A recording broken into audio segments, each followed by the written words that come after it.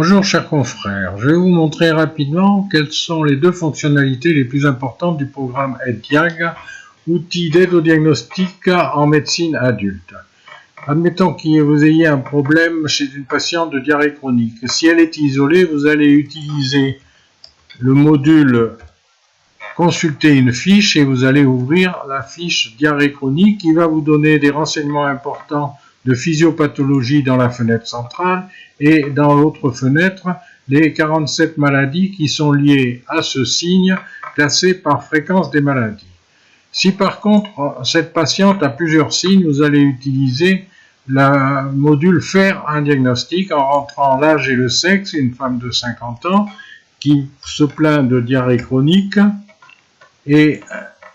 elle a noté un amaigrissement et elle se plaint aussi d'arthralgie.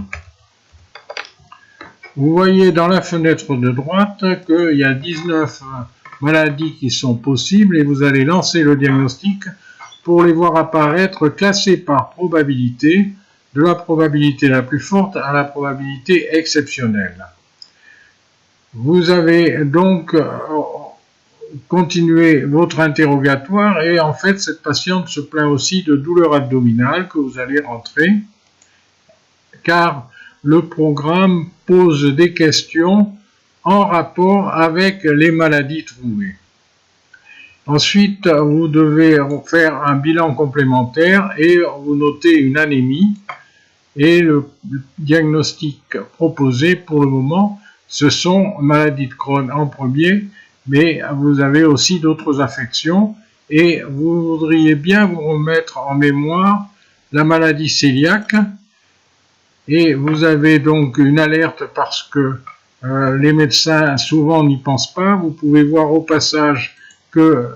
l'écriture de cette maladie est référencée avec de nombreuses inférences. Vous avez les généralités et vous avez les signes et les examens complémentaires classés par fréquence avec ceux qui sont déterminants, qui sont soulignés. Vous voyez que l'anticorps anti-endomysium est un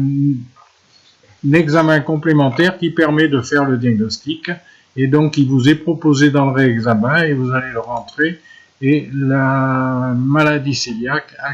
ce moment-là est la plus probable. Je vous remercie